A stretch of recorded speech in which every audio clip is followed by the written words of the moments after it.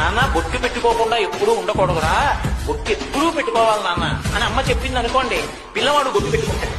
చెప్తే మా ఇంట్లో ఇంగ్లీషే మాట్లాడతామండి అని చెప్పి తల్లి కూడా వచ్చిరా ఇంగ్లీష్ మాట్లాడేసేసి అప్పుడే బొట్టెందుకు అలాంటివన్నీ ఏమక్కలేదు, చాలా ఎప్పటి నుంచి ఎందుకు బొట్టు మరి ఎప్పుడు పెట్టుకోవాలి వాడు.